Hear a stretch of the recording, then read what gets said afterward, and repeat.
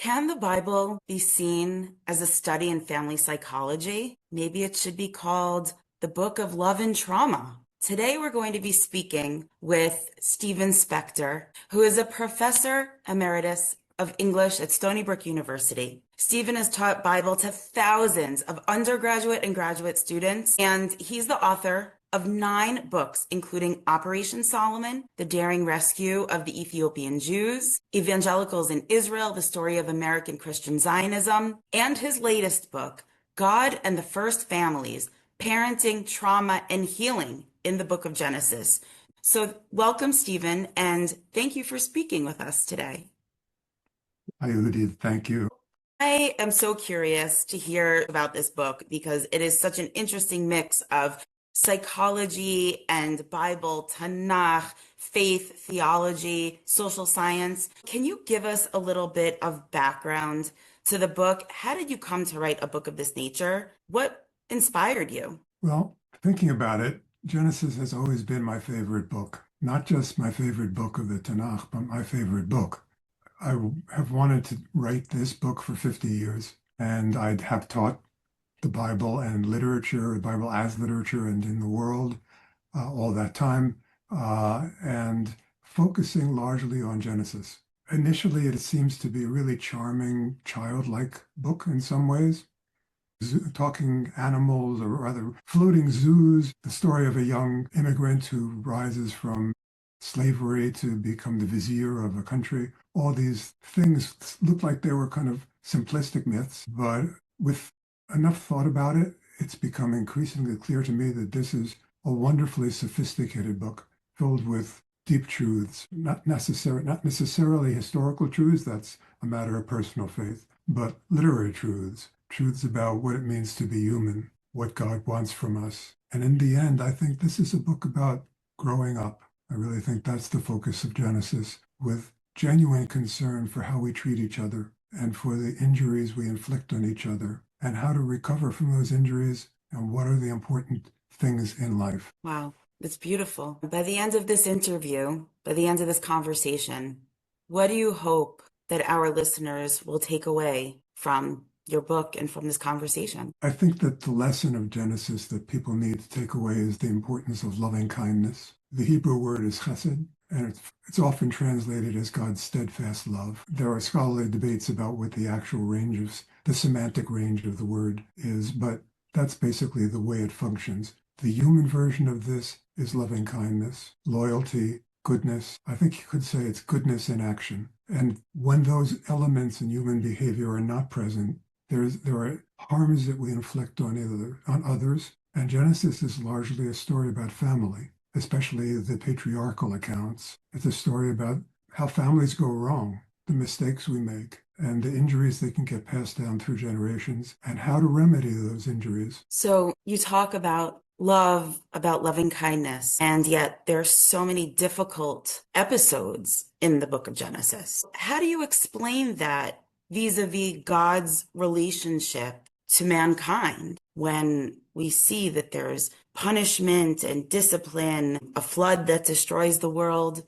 So how do you see that playing out throughout the book of Genesis? I think that Genesis is basically a prolonged story of traumas. Virtually every major character in the entire book suffers in some significant way. And the word trauma is kind of an important one for us to consider in this context. Someone wrote in the New York Times a couple of years ago that the word is so overused now that almost everything is traumatic in popular use. And there is kind of a lowercase t trauma, which is anything that harms us significantly enough to stay with us, and take some time to recover from. But trauma is also a clinical term, and it has specific criteria for diagnosis. And I would say that much of Genesis is concerned with those lower T traumas, but there's also focus on serious trauma, how to recover from that and how that gets passed down intergenerationally. Yes, we're going to get more into that, into specific examples of that. I'm curious, when you talk about God's relationship with humanity and how that evolves, that how God interacts with the humans in the book of Genesis, it's actually reflective of Americans' main conceptions of God. Can you explain a little bit more about that? There was a study done in 2010, a survey by Baylor University. It was the survey of the American religious landscape.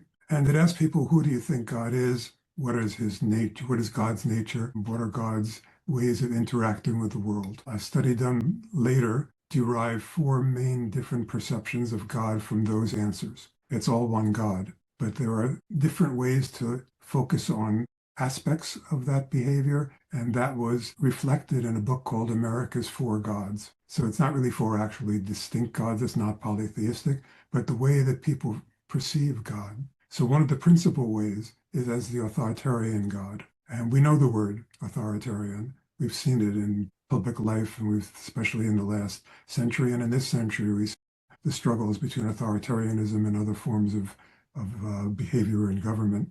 But the authoritarian God, and the way that psychologists really use the word and sociologists, it has to do with focusing on authority, on the insistence of obedience and submission to the authority of the high-ranking figure. So it doesn't seem at all surprising that in the creation scenes in Genesis 1, God speaks in fiat, let there be. God says with great authority, let this happen, and the universe obeys. It's obedient. A harmonious universe emerges. What I'm arguing about the creation of humans, though, is that when God uses the same method of giving edicts, this don't eat this is how you should spend your days, that it doesn't really work quite as well, that humans turn out to be more complicated, more vulnerable than the basic elements of creation, and that what we see from Adam on is the idea that humans suffer to some extent from not having the kind of explanations that might help them understand the reasons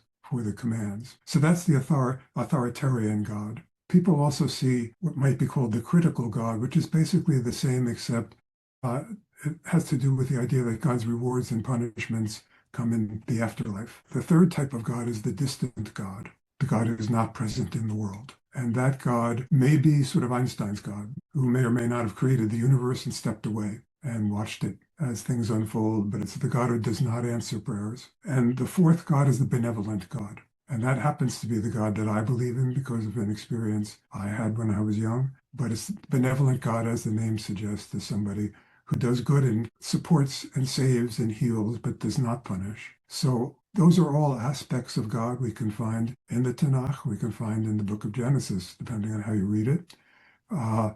But the takeaway that people have, the commitment they make in their faith to one particular God, one particular face of God, determines a great deal of their behavior today. It determines parenting, it determines voting, views on social issues. Very interesting. I'm curious to go more into the aspect of parenting, because this is a theme that you focus on largely in the book. There are millions of people who look to the Bible as a model of parenting. And in Jewish tradition, we say in our prayers, Avinu Shebashamayim, the Father in heaven. And so your book argues that Genesis and the four types of the way that God is a case study of parenting. How do you see these four different types affecting our parenting today? How do they play out in the narrative, and how are they vis-a-vis families today? Well, to frame this book, I did look at the four concepts of God, but I also looked at the four main types of parenting in the U.S.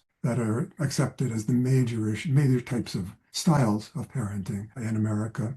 There are lots of smaller or more short-term fashions that come in and out of play, but these are the four that psychologists have generally accepted. And it's based on studies done in the 1960s and 70s and 80s of ways that parents treat their children, and then separate studies of how those same children are affected by those styles, or at least by a correspondence between the parenting styles and the emotional makeup of the kids later on. So the first of the major parenting styles is authoritarian, which is the same as the first of the perceptions of God.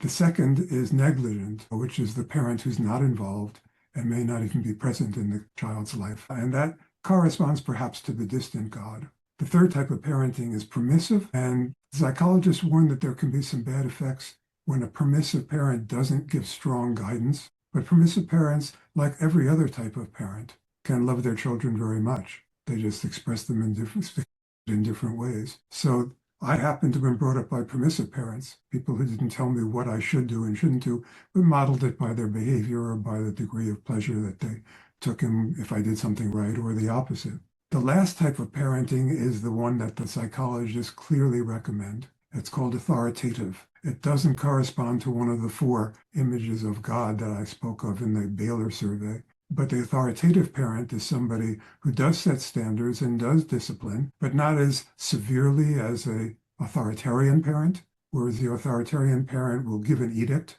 and not justify it or explain it, and actually might think if a kid questions it that it's backtalk and it's unacceptable. For the authoritative parent, that's the point, that you explain why you're doing something and the impact of the child's doing it. So the child internalizes the ethics and the social benefit of the reasons behind the rulings. That's authoritative. And as I said, Baylor didn't identify that as a major perception of God, but what I see in Genesis is that God moves from authoritarian through permissive, possibly distant, depending on how you read the book. But in the end, the story of Jacob's sons, God is clearly behaving in an authoritative manner. So, can you give us some more examples from Genesis of the different conceptions of God here? Yeah, okay. So God says to Adam, don't eat from that tree, from the tree of knowledge of good and evil, does not explain why. Later on, when God punishes Adam and Eve for eating from it, God doesn't even tell them what they did wrong. God just punishes Eve. And to Adam, he says, what you did wrong is you disobeyed and listened to your wife. He doesn't say this is the consequence of increasing your brain power when you have not increased your wisdom. Because one of the things I say in the book is that wisdom doesn't come from eating a fruit. It doesn't come from anything you can take a bite out of. Wisdom comes when life takes a bite out of you. And I think that's the story of Genesis. So there's the authoritarian God who doesn't explain. And even in the story of the flood, where this is the most extreme authoritarian behavior imaginable, a genocide, because the evil of the world is so great, God doesn't enumerate or specify the evils, even when he talks to Noah. And why did he choose Noah in the first place? He stands out in his generation, but we're not told how. And the only indication we're given is that he's obedient. And that's the important thing for the authoritarian parent, the obedient child. Incidentally, the psychologists say that obedience is more important for the authoritarian family than creativity, because creativity and personal growth is more important for the authoritative family. Mm. So that's the authoritarian God. After the flood, God looks back and he says, essentially, he says, this hasn't worked. The human impulse to evil persists, and I'm not going to change it by extremes like the flood, and God decides he vows not to send another flood. By the time we get to the choosing of Abraham, I'm arguing that there's a different frame we can apply to God's behavior with Abraham. He does not give edicts. He does tell Abraham to leave his home and doesn't even tell him where to go. Just says, go where I tell you. But then God does not give strong edicts and he doesn't discipline when Abraham does things that he shouldn't, like giving his wife away in Egypt. God doesn't criticize him even though Pharaoh does, and God does not punish him. In fact, Abraham gets a reward from Pharaoh. So that, I'm saying, is equivalent to the permissive parent, the permissive God. But then there's a sudden and dramatic reversal, an unexpected reversal with the Akedah, when God does issue a strong requirement, take your son, your only son, Isaac, take him up to the land of Moriah and take him to the mountain and sacrifice him. No explanations, no justification, no way of ensuring Abraham's growth from this experience. What God is looking for is obedience. And at the end, the angel will say, okay, now we know that you fear God. But that's the authoritarian God. And it was an unexpected reversal or regression, you might say.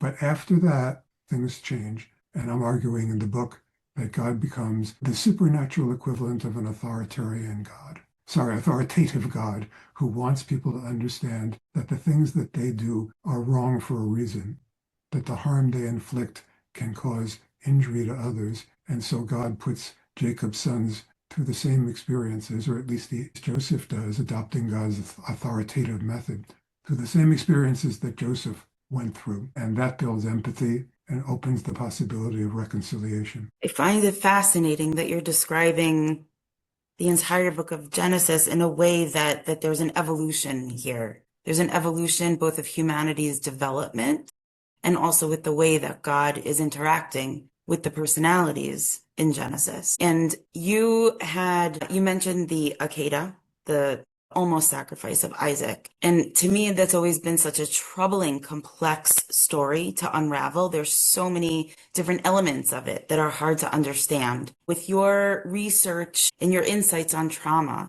do you feel that that Isaac was suffering from trauma because of this? How do we see that play out in his character? In approaching an issue like this, you have to be cautious because the text wasn't written in a way that focused largely on internal experience. So, for example, in the story of Lot, what could be more traumatic than what happens to Lot? But the text doesn't tell us how it affected him. One of the chief criteria of trauma is that it recurs, that the person revisits the trauma through dreams or memories or seeing similarities in new experiences. And trauma is an overwhelming experience biologically as well as psychologically. We need to have some sort of serious evidence before saying that Yitzhak is actually clinically traumatized. And the text doesn't tell us that he revisits it over and over again, but it does show a series of behaviors, a kind of cluster, a pattern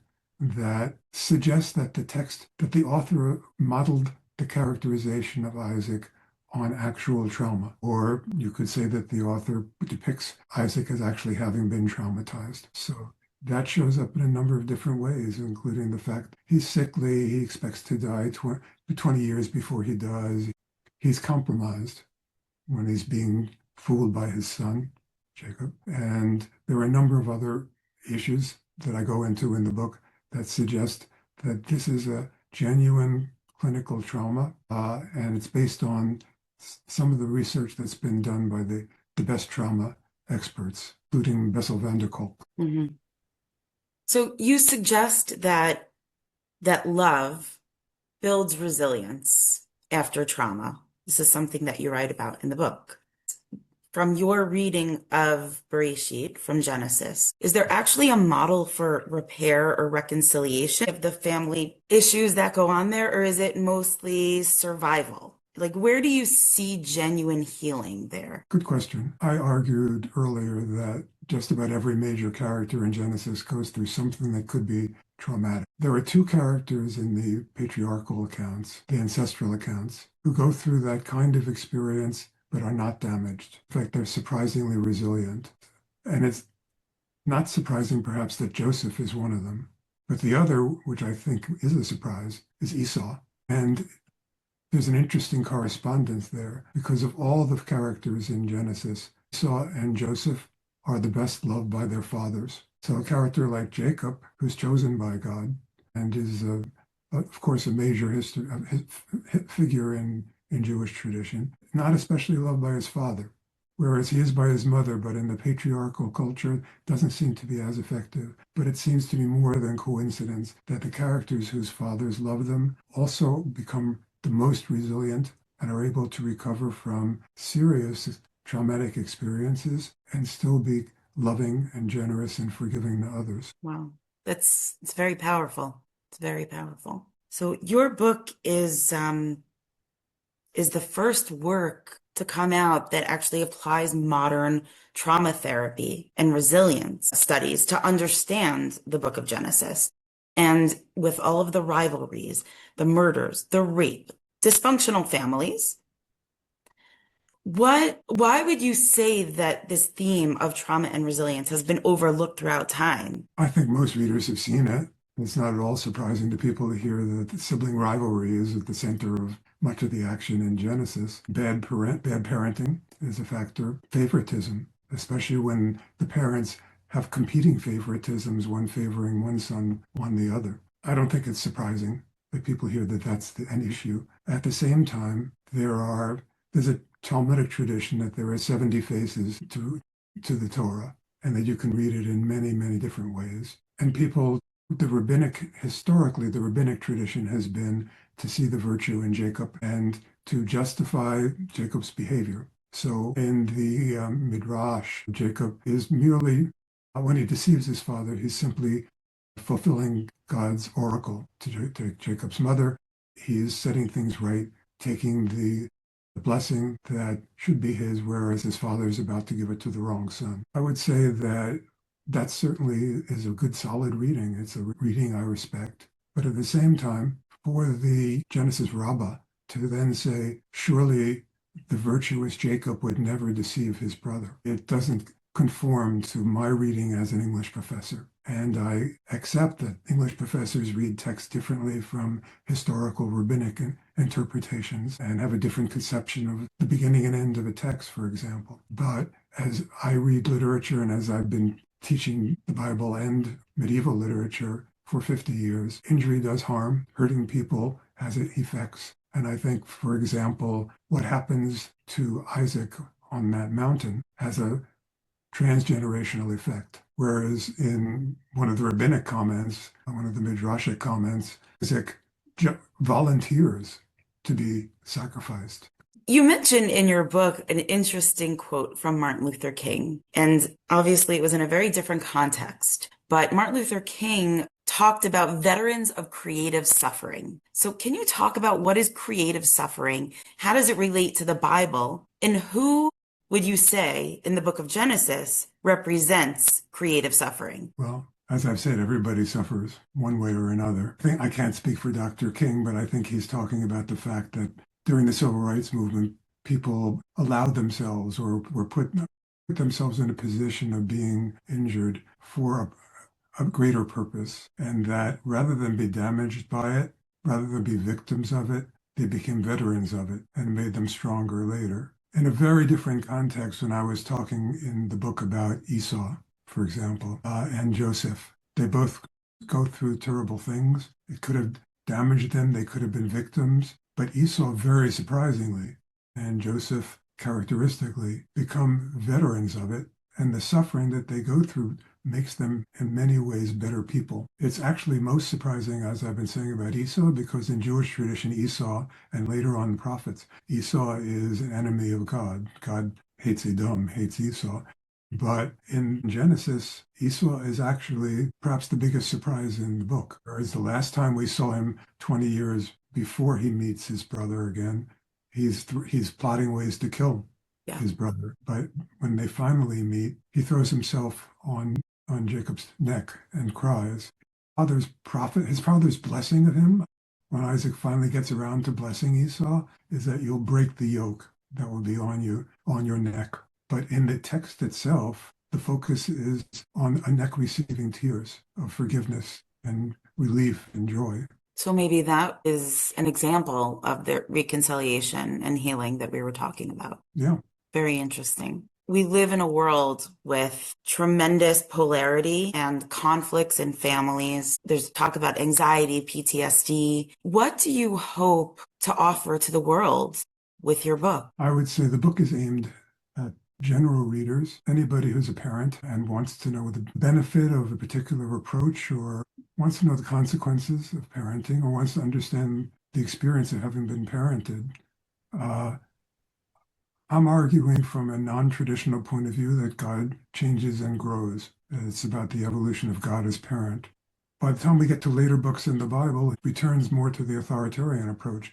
But in dealing with families in Genesis and later on the story of King David, there are ways in which this authoritative approach, in which characters learn through experience to empathize with others, that's the approach that works, that actually causes changes for the better. So for anyone who values the Bible either as God's word or as revelation or as just the source of truths, practical wisdom, I would say there are some important lessons in there. One of the most important being the value of love and fairness in love for parents, especially to not show favoritism, to show a kind of consistency of love. And also, there's God's steadfast love that enables characters like Joseph to survive what he goes through, and God stays with him. And that's a question of personal faith, whether you believe that you've had God in your life. No matter what position you take, no matter what your faith is, I think the lesson of Genesis is the importance of kindness and love, and the fact that reconciliation and the repair of ruptured relationships is possible if there's enough love and truth and honesty and the ability to show remorse. Beautiful. As we end, I want to read this quote. You wrote, emotional strength, like currency, needs to be backed by solid reserves. And in Genesis, love is like gold in the heart's safe deposit box. It's such a No, beautiful image. Do you have any last message that you'd like to offer our viewers? best insulation, the best inoculation against trauma is to have received love, to know that you are loved, that you're in the thoughts of someone who cares about you. If that's in your memory bank, then that's like in a bank, it's like gold in a reserve. It's what makes the dollar have value. It gives you emotional value. And to give love to someone else lends that strength and resilience that comes from having that deep treasured reserve. Beautiful. Stephen, thank you so much for talking with us today. And I encourage everyone to go out and get a copy of God in the First Families. We'll put the link below. Thank you very much. Thank you. The book, emotional strength, like currency, needs to be backed by solid reserves. And in Genesis, love is like gold in the heart's safe deposit box.